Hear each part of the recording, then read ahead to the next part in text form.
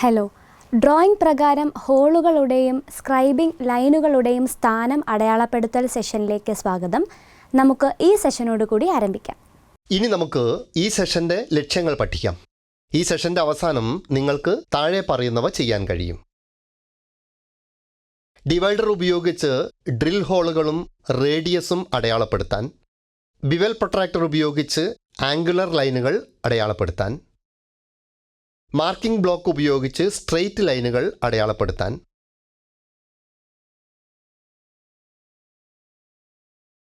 നമുക്ക് ആവശ്യമായ ടൂളുകൾ ലിസ്റ്റ് ചെയ്യാം.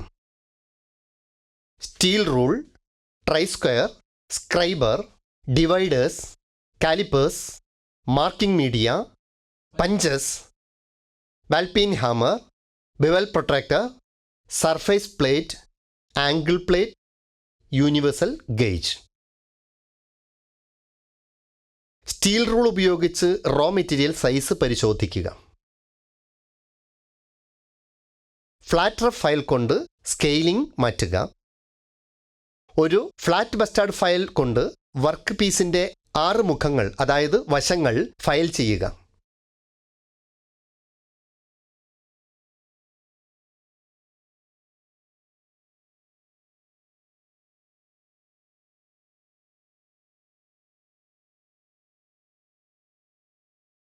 ഇനി വർക്ക് പീസ് അടയാളപ്പെടുത്തിയതിനു ശേഷം പ്ലസ് അല്ലെങ്കിൽ മൈനസ് 0.5 mm നിലനിർത്തി ആവശ്യമായ 70x45x9 mm സൈസിൽ സ്മൂത്ത് അഥവാ ഡെഡ് സ്മൂത്ത് ഫയൽ കൊണ്ട് ഫയൽ ചെയ്യുക. ഇപ്പോൾ ഡയമെൻഷനുകൾ ഉറപ്പാക്കാനായി വർക്ക് പീസ് വെർനിയർ കാലിപ്പർ അല്ലെങ്കിൽ ഹൈറ്റ് ഗേജ് കൊണ്ട് അളക്കുക.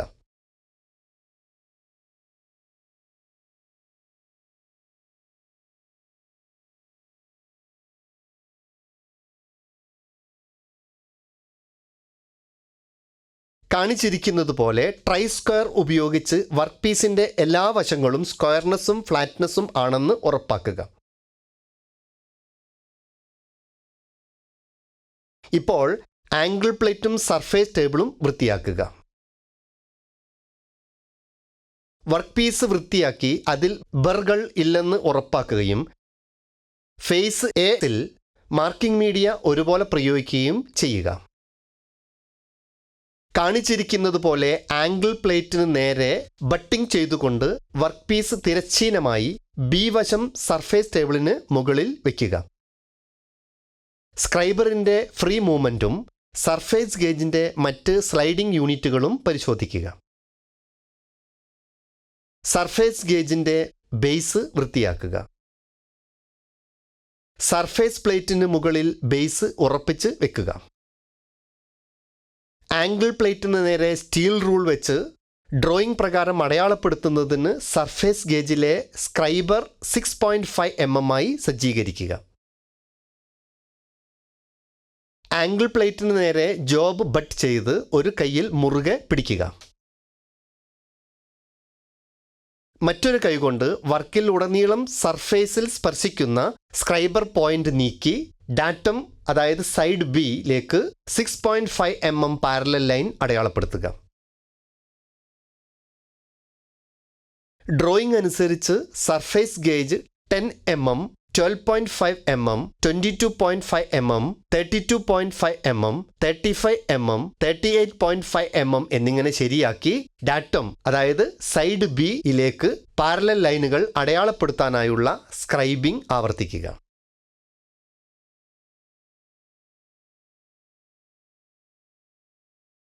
ഇപ്പോൾ വർക്ക് പീസ് തിരിച്ച് കാണിച്ചിരിക്കുന്നത് പോലെ ആംഗിൾ പ്ലേറ്റിന് നേരെ ബട്ട് ചെയ്തുകൊണ്ട് സി വശം സർഫേസ് ടേബിളിന് മുകളിൽ ലംബമായി വയ്ക്കുക.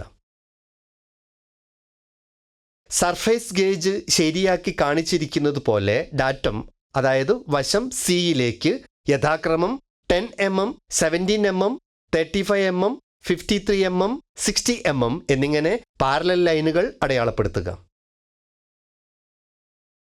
ഇപ്പോൾ ഡ്രോയിംഗ് പ്രകാരം ഹോൾ, ആർക്ക് റേഡിയസ്, സെൻട്രൽ ലൊക്കേഷനുകളുടെ വിറ്റ്നസ് മാർക്ക് അടയാളപ്പെടുത്തുന്നതിന് പഞ്ചും ഹാമറും ഉപയോഗിക്കുക. ഹോൾ സെന്ററുകളുടെ വിറ്റ്നസ് മാർക്ക് അടയാളപ്പെടുത്തുന്നതിന് സെന്റർ പഞ്ച് മാത്രമേ ഉപയോഗിക്കാവൂ. ഡോട്ട് പഞ്ച് ഒഴിവാക്കണം. കാണിച്ചിരിക്കുന്നത് പോലെ ഡിവൈഡർ 3 mm ആക്കി ക്രമീകരിക്കുക. ഡയഗ്രാം അനുസരിച്ച് 6 mm ഡയാമീറ്ററിൻ്റെ 2 ഹോൾ സർക്കിളുകൾ സ്റ്റീൽ റൂൾ ഉപയോഗിച്ച് അടയാളപ്പെടുത്തുക.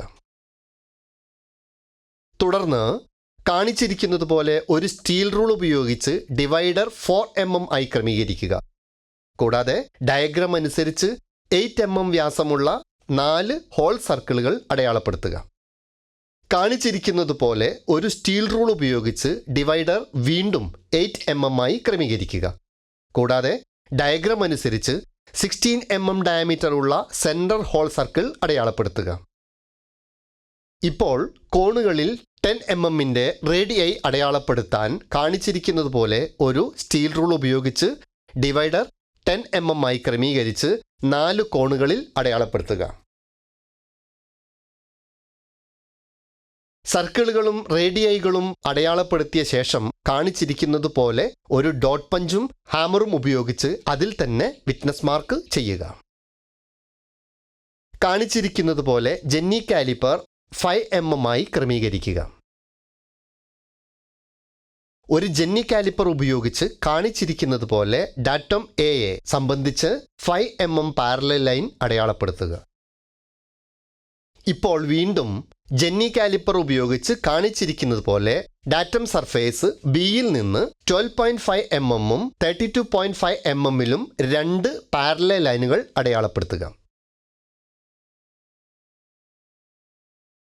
ഇപ്പോൾ ഗ്രൂവ് ഡോട്ട് പഞ്ചും ഹാമറും ഉപയോഗിച്ച് വിറ്റ്നസ് മാർക്ക് അടയാളപ്പെടുത്തുക. സ്റ്റീൽ റൂൾ കൊണ്ട് മാർക്കിങ്ങുകൾ പരിശോധിക്കുക. നമുക്ക് അടുത്ത ടാസ്കിലേക്ക് പോകാം. സ്റ്റീൽ റൂൾ ഉപയോഗിച്ച് റോ മെറ്റീരിയൽ സൈസ് പരിശോധിക്കുക. ഫ്ലാറ്റ് റഫ് ഫയൽ ഉപയോഗിച്ച് സ്കെയിലിംഗ് മാറ്റുക. ഒരു ഫ്ലാറ്റ് ബാസ്റ്റേർഡ് ഫയൽ കൊണ്ട് വർക്ക് പീസിൻ്റെ എല്ലാ മുഖങ്ങളും അതായത് സൈഡുകളും ഫയൽ ചെയ്യുക.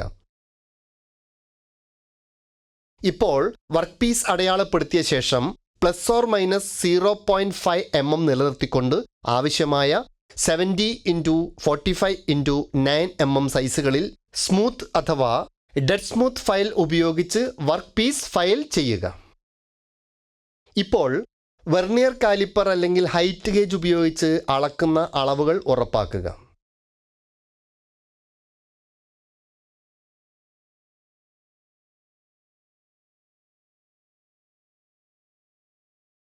കാണിച്ചിരിക്കുന്നത് പോലെ ട്രൈ സ്ക്വയർ ഉപയോഗിച്ച് വർക്ക് പീസിൻ്റെ എല്ലാ വശങ്ങളും സ്ക്വയർനെസ്സും ഫ്ലാറ്റ്നെസ്സും ആണെന്ന് ഉറപ്പാക്കുക. ഇപ്പോൾ സർഫേസ് ടേബിളും ആംഗിൾ പ്ലേറ്റും വൃത്തിയാക്കുക.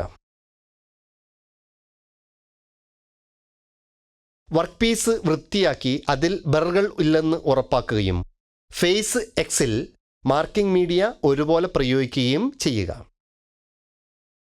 കാണിച്ചിരിക്കുന്നത് പോലെ ആംഗിൾ പ്ലേറ്റിന് നേരെ ബട്ട് ചെയ്ത് എക്സ് വശത്ത് സർഫേസ് ടേബിളിൽ വർക്ക് പീസ് തിരശ്ചീനമായി വയ്ക്കുക.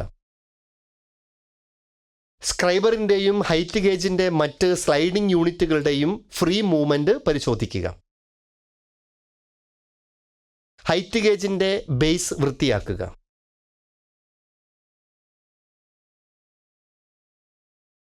സ്ട്രെയിറ്റ് സ്ക്രൈബിന് പകരം ഓഫ്സെറ്റ് സ്ക്രൈബർ ഉപയോഗിക്കുക. സർഫേസ് പ്ലേറ്റിന് മുകളിൽ ബേസ് ഉറപ്പിച്ച് നിർത്തുക. വെർനിയർ ഹൈറ്റ് ഗേജ് 8 mm സജ്ജീകരിക്കുക. ആംഗിൾ പ്ലേറ്റ് നേരെ ജോബ് ബട്ട് ചെയ്ത് ഒരു കൈകൊണ്ട് അത് മുറുകെ പിടിക്കുക. മറ്റൊരു കൈകൊണ്ട് വർക്കിലുടനീളം സർഫേസിൽ സ്പർശിക്കുന്ന സ്ക്രൈബർ പോയിന്റ് നീക്കുകയും ഡാറ്റം അതായത് വശം എക്സിലേക്ക് 8 mm പാരലൽ ലൈൻ അടയാളപ്പെടുത്തുകയും ചെയ്യുക. ഇപ്പോൾ ഡ്രോയിംഗ് പ്രകാരം വെർനിയർ ഹൈറ്റ് ഗേജ് യഥാക്രമം 16 mm 26.4 mm 34.4 mm എന്നിങ്ങനെ ക്രമീകരിച്ചുകൊണ്ട് ഡാറ്റം അതായത് സൈഡ് എക്സിലേക്ക് പാരലൽ ലൈനുകൾ അടയാളപ്പെടുത്താൻ സ്ക്രൈബിംഗ് ആവർത്തിക്കുക. ഇപ്പോൾ വർക്ക് പീസ് തിരിച്ച് കാണിച്ചിരിക്കുന്നത് പോലെ ആംഗിൾ പ്ലേറ്റിന് നേരെ ബട്ടിംഗ് ചെയ്ത് വൈ വശത്തുള്ള സർഫേസ് ടേബിളിന് മുകളിൽ ലംബമായി വയ്ക്കുക. വെർനിയർ ഹൈറ്റ് ഗേജ് സ്ഥാപിച്ച് പാരലൽ ലൈനുകൾ കാണിച്ചിരിക്കുന്നത് പോലെ യഥാക്രമം 8 mm, 34 mm, 52.4 mm എന്നിങ്ങനെ ഡാറ്റം അതായത് വശം വൈയിലേക്ക് അടയാളപ്പെടുത്തുക. കാണിച്ചിരിക്കുന്നത് പോലെ അടയാളപ്പെടുത്തി A to O, O to B എന്നിവ ചേർക്കുക. കാണിച്ചിരിക്കുന്നത് പോലെ OB ലൈൻ 45 ഡിഗ്രി മുതൽ ഹൊറിസോണ്ടൽ ആണ്. കാണിച്ചിരിക്കുന്നത് പോലെ OBയിലേക്ക് 8 mm ലംബമായ ഒരു രേഖ അടയാളപ്പെടുത്തുക. കാണിച്ചിരിക്കുന്നതിന് വിപരീതമായി OBയിലേക്ക് 8 mm ലംബമായ ഒരു രേഖ വീണ്ടും അടയാളപ്പെടുത്തുക. ഇപ്പോൾ റഫറൻസ് ലൈനുകൾ ഉപയോഗിച്ച് കാണിച്ചിരിക്കുന്നത് പോലെ OB ലൈനിൻ്റെ ഇരുവശത്തേക്കും 8 mm ഓഫ്സെറ്റ് ലൈനുകൾ വരച്ച് അടയാളപ്പെടുത്തുക. കാണിച്ചിരിക്കുന്നത് പോലെ AO ലൈനിൻ്റെ ഇരുവശത്തേക്കും 8 mm ഓഫ്സെറ്റ് ലൈനുകൾ വീണ്ടും വരച്ച് അടയാളപ്പെടുത്തുക. ഇപ്പോൾ കാണിച്ചിരിക്കുന്നത് പോലെ ലൈനുകളുടെ ഇൻ്റർസെക്ഷനുകൾ ചേർത്ത് ഒരു കൺസ്ട്രക്ഷണൽ ലൈൻ അടയാളപ്പെടുത്തുക. ഇപ്പോൾ കാണിച്ചിരിക്കുന്നത് പോലെ ആർക്കിൻ്റെ റേഡിയസിൻ്റെ മധ്യഭാഗം അതായത് O1 കണ്ടെത്തുന്നതിന് ടോപ്പ് ഇൻ്റർസെക്ഷനിൽ നിന്ന് 8 mm വെർട്ടിക്കൽ ലൈൻ വരയ്ക്കുക. ഇപ്പോൾ കാണിച്ചിരിക്കുന്നത് പോലെ സ്റ്റീൽ റൂൾ ഉപയോഗിച്ച് ഡിവൈഡർ 8 mm ആയി ക്രമീകരിക്കുക. കാണിച്ചിരിക്കുന്നത് പോലെ O1 എന്നീ കേന്ദ്രങ്ങൾ ഉപയോഗിച്ച് ആർക്കുകളുടെ 8 mm കമാനങ്ങൾ വരയ്ക്കുക. വീണ്ടും ഡിവൈഡർ 8 mm ക്രമീകരിച്ച് കാണിച്ചിരിക്കുന്നത് പോലെ A ആൻഡ് B കേന്ദ്രങ്ങളാക്കി ഉപയോഗിച്ച് ഹാഫ് റൗണ്ടുകൾ വരയ്ക്കുക. കാണിച്ചിരിക്കുന്നത് പോലെ യഥാക്രമം A, O, Bയിൽ നിന്ന് 6 mm സർക്കിളുകൾ വരയ്ക്കാൻ ഇപ്പോൾ ഡിവൈഡർ 3 mm ആയി ക്രമീകരിക്കുക. സർക്കിളുകളും റേഡിയൈകളും അടയാളപ്പെടുത്തിയ ശേഷം കാണിച്ചിരിക്കുന്നത് പോലെ ഒരു ഡോട്ട് പഞ്ചും ഹാമറും ഉപയോഗിച്ച് വിറ്റ്നസ് മാർക്ക് അടയാളപ്പെടുത്തുക. സർക്കിളുകൾ റേഡിയൈ ഹാഫ് റൗണ്ടുകളുടെ കേന്ദ്രങ്ങൾ അടയാളപ്പെടുത്താൻ സെൻറ്റർ പഞ്ച് ഉപയോഗിക്കുക. സ്റ്റീൽ റൂൾ കൊണ്ട് മാർക്കിങ്ങുകൾ പരിശോധിക്കുക. പുനരവലോകനത്തിന് നമ്മൾ പഠിച്ചത് ഡിവൈഡർ ഉപയോഗിച്ച് ഡ്രിൽ ഹോളുകളും റേഡിയസും അടയാളപ്പെടുത്താൻ, ബിവൽ പ്രൊട്ടക്ടർ ഉപയോഗിച്ച് ആംഗുലാർ ലൈനുകൾ അടയാളപ്പെടുത്താൻ, മാർക്കിംഗ് ബ്ലോക്ക് ഉപയോഗിച്ച് സ്ട്രെയിറ്റ് ലൈനുകൾ അടയാളപ്പെടുത്താൻ. അങ്ങനെ ഇത്രയുമാണ് ഡ്രോയിങ് പ്രകാരം ഹോളുകളുടെയും സ്ക്രൈബിംഗ് ലൈനുകളുടെയും സ്ഥാനം അടയാളപ്പെടുത്തുന്നതിനെ കുറിച്ചുള്ളത്. എല്ലാ ആശയങ്ങളും നിങ്ങൾക്ക് മനസ്സിലായി എന്ന് കരുതുന്നു. അടുത്ത സെഷനിൽ കാണാം.